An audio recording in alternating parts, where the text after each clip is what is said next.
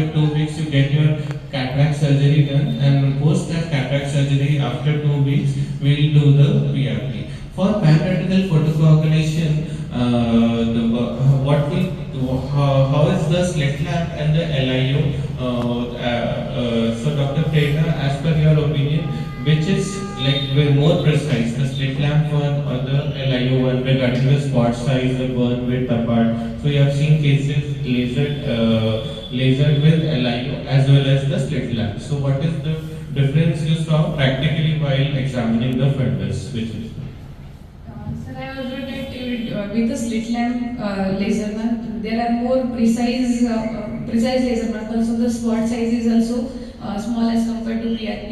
Though it is time taking, but the more fields of construction will be chance of field of construction will be less in slit as compared to PRP, as the spot size is less. Though it is time taking, but it is more precise, I think. Ask you, Dr. Nipun, Dr. Priyanka, that once you use on-slit lamp, you put the lens. So the patient cooperation, like patient cannot move the eyes. You can control, you can minimize the eye movements.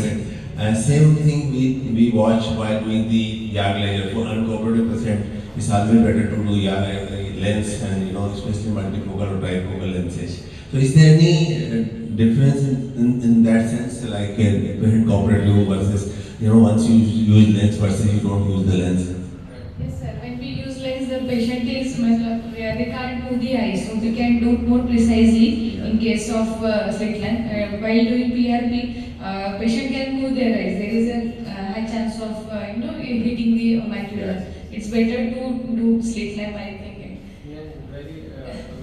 I had this practical dilemma, and this thing in patients with nystagmus, in patients with colobomas, in patients with dense cataract, and this slit lamp is much better, more precise than the LIO. In patients with paresis also. Only disadvantage I personally feel it is in hazy media. LI is better than slit lamp. In hazy media and in cases of dense asteroid hyalosis with diabetic retinopathy.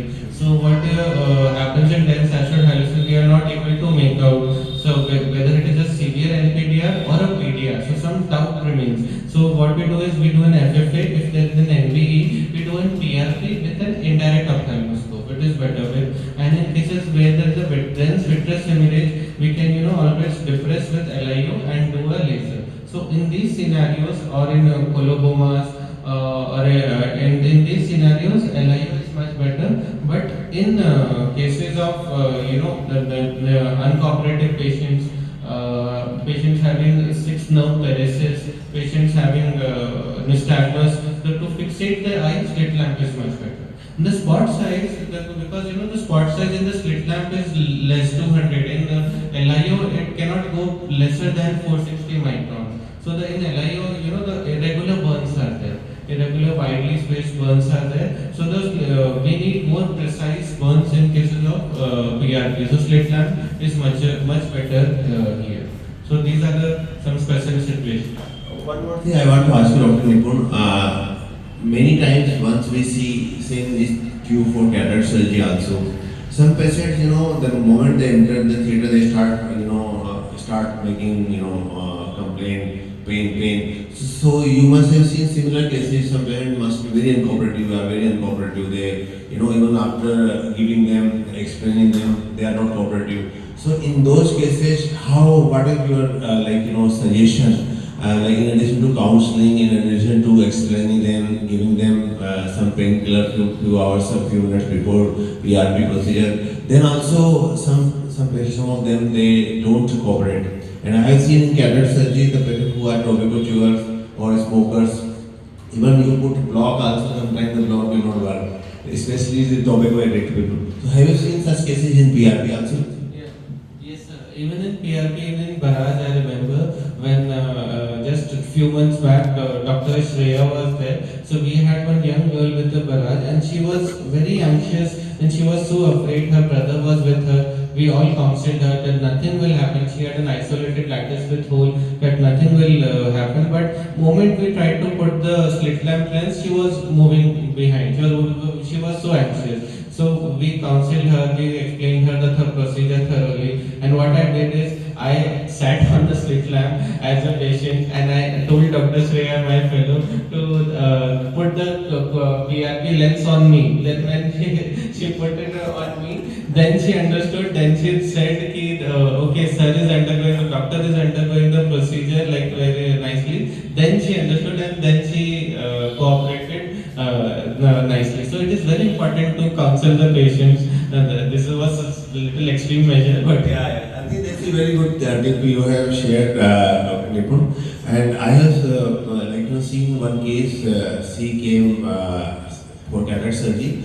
She was 7-year-old. So my team told the people who did the biometry and OCD that she's very cooperative. Similar case I have done when Dr. Aishwarya came, case of traumatic cataract, and in this case was very cooperative. This I remember, Fish was 6 years old and he was very cooperative. Under topical anesthesia, he underwent cataract surgery.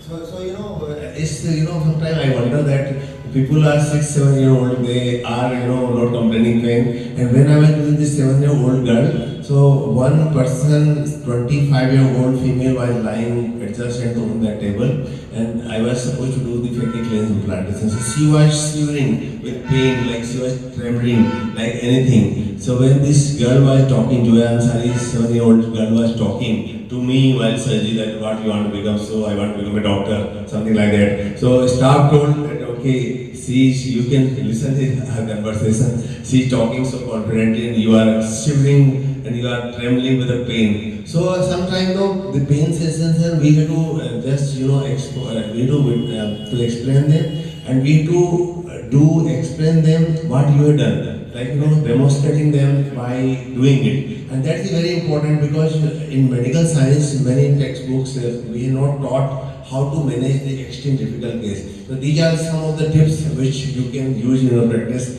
to really convince the patient that this is not going to be painful. And while starting the first step, we should not lose the confidence of the patient by making sure that the hands should be gentle and every process should be less traumatic. Like even by putting drops, we should hold the patient lid very gently, so that at any step we should not lose his or her confidence. Thank you. You should keep toys from sitting. You should keep some toys for sitting. Yeah, that's a very important tip that Dr. Gupta sir told that we should keep some toys, and in the pediatric ophthalmology wing at LV Prasad and other hospitals, they are always dedicated room with lot of toys, so that attracts the children that this is going to be fun. So this is a good suggestion, Dr. Gupta. Thank you. And one more thing I learned from sir, that we should always talk with the patient regarding beyond his or her disease. That her brother was there in that case, so I told कि did he come for the Raksha Bandhan? तो बोला कि नहीं भैया तो आया नहीं रक्षा बंधन पे. So I went, the conversation went there कि अरे why didn't come? While doing the conversation, her mind got distracted towards the Raksha Bandhan that her brother did not come, and I just finished the Baraj laser. So that distraction, that conversation, to connect with the patient, with mythology, with occupation. So this is a very good point, and yes.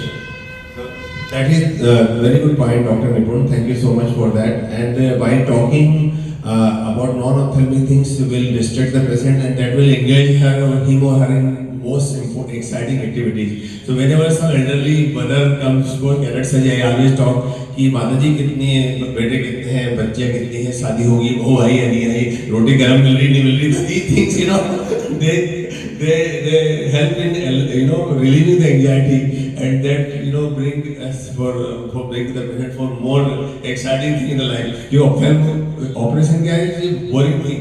उनको लगता है कि बहुत stressful है, पता नहीं क्या होने वाला है. तो उसके बाद में जब वो सर्जरी करके या लेजर करके चले जाते हैं तो उनको लगता है कि खोला बाहर निकला चुका, कुछ हुआ ही नहीं, ऐसा कुछ इतना डर रहे थे, ऐसा कुछ हुआ ही नहीं. And I think sir also have something to say, because sir has done many cases when block was there, small came surgery was there. So sir can also share the same experience. we are doing surgery in usually critical dog or peripheral dog. We have not done without anesthesia and surgery. So in uncooperative patient it is very essential for peripheral dog to you should learn peripheral dog. Thank you.